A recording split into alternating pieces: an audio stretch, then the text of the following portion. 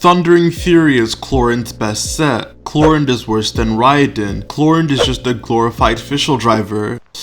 Let's talk about it. Hello there, Flip here, and today we're going to be going over all the not so intelligent takes about Clorinde that I've seen surface, or just some takes about her that I think deserve more clarity. But before we do that, hi! Clorinde and Alhythem are here, so if you'd like to save yourself some cash, then I'd like to announce a sponsor of today's video, Loot Bar. Loot Bar is a safe service I've been using for a few months now that allows you to buy primary gems at a 20% discount, only needing your UID and region. So if I just do this...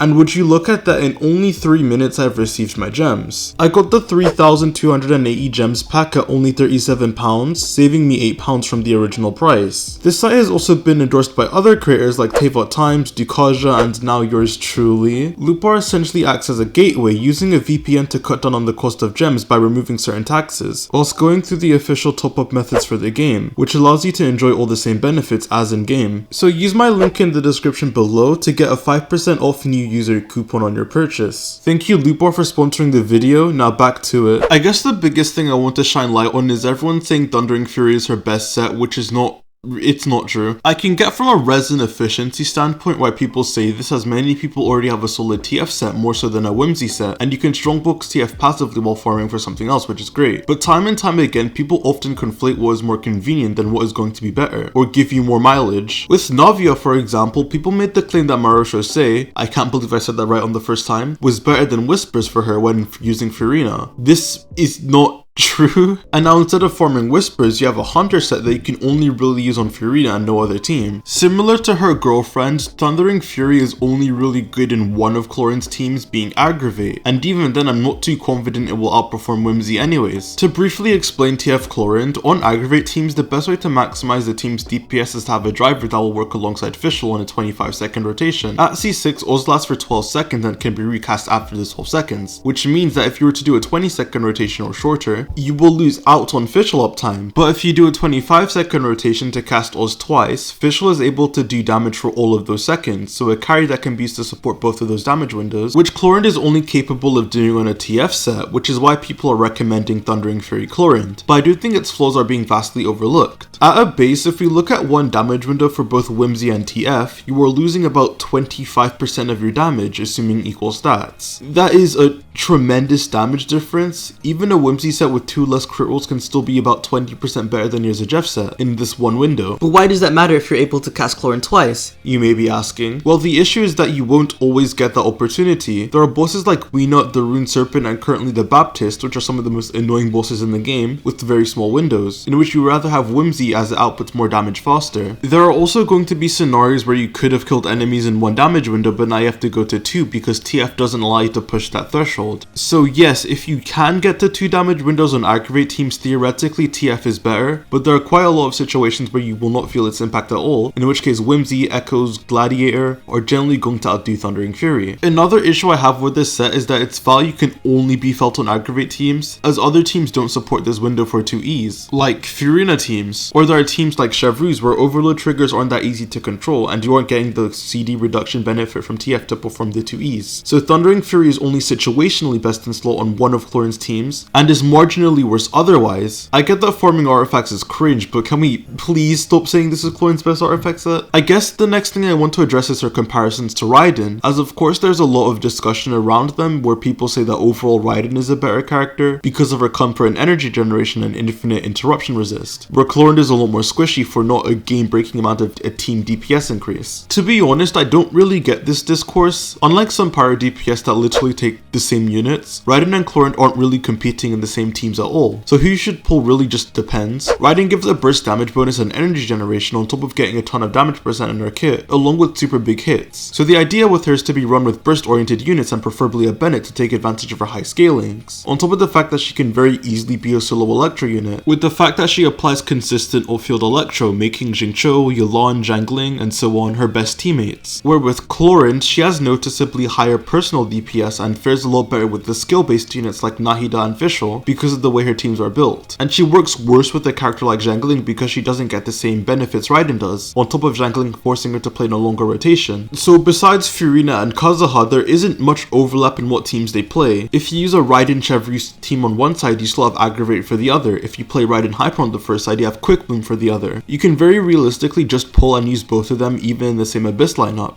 And for who is more valuable, because both of their top teams will perform relatively similarly, Clorinde having higher damage at the cost of comfort, I think it's one of the actual scenarios where preference should be your deciding factor. Which is all I have to say about this topic for now, so let's move on. So as you normally do to look for brain rot, I was perusing Reddit for more Clorinde misconceptions. And I saw a post with quite a few upvotes sewing out over the fact that Chevreuse isn't on Clorinde's banner, which is fine. I think Chev should have been on the banner, as she hasn't been back for a hot minute, and Clorinde is an Electro character. And then I go to read more about the post and they compare Chev not being on Clorinde Gas's banner to Farzan or Goro not being on Wander or Ito's banner. What? Chevreuse is not even a top 3 archetype for Clorinde. This is not comparable in the slightest. And even looking at the two musketeers, there's a lot of awkwardness in trying to create teams for them. You're going to need an off-field power unit which can only really be Thoma or Xiangling, in which Xiangling forces you into longer rotations that don't really align with Clorinde's uptime or cooldowns, and Thoma gives you a very small amount of buffing and defensive utility that isn't really needed for her teams, but is nice to have. So what ends up happening is that Bennett actually becomes the best theoretical partner, as Chev's 6-second debuff is enough to buff most of Clorinde's window, but not all of it. So currently there isn't really a super synergistic team for these two gun girls, but maybe Natlin will change that. And her Chev teams currently are still good enough, but definitely not anything close to being her best team archetype.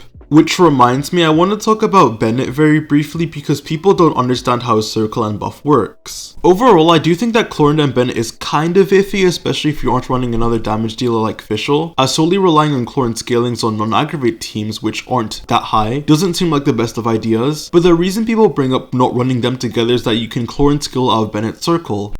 You don't lose the buff the moment you step outside of the circle, and it will linger on you for about a second or two before disappearing, kind of like when you fart on your hand and the smell disappears in like 30 seconds as the fart particles dissipate. So even if you dash out of Bennett's circle, as long as your next dash is back inside it, you will retain the buff regardless, so it isn't that big of a deal. The other thing I've heard for this is that Bennett will overcap her A4 as she'll reach over 3k attack usually, and a big portion of Clorinde's damage comes for her A1, as her raw scalings aren't that high, but this also isn't that big of a deal because you aren't overcapping by that much attack usually, you're only slightly above 3k, and even after the 3k attack limit, Clorinde is still getting buffed by Bennett anyways, even if it is a small amount, so it's not like Bennett becomes useless for her at 3k attack. Try a Clorinde, Bennett, Fischl, Kazuha team, I can assure you it's much better than you think it will be. The last topic I think is getting out of hand with how people talk about Clorinde is, ironically enough, probably my fault, but it's basically Clorinde getting the glorified Fischl driver allegations. And listen, there is not a single human being who glazes Fischl more than me, and even I will give the gun mother her flowers in saying she beats the allegations. Even on aggravate teams in single target, she does have a higher damage profile than Fischl, which is more than the likes of Keqing and Yai, so it's not like her existence is purely justified on the fact that she can drive Fischl, like some people are making it out to be. Which is the same reason why you can use her in so many team archetypes and get a lot of mileage out of her. She isn't just confined to aggravate teams, and while her teams are worse without her, she isn't confined to just Fischl. My friend Gabraz posted an impressive clear using Clorinde with double Hydro,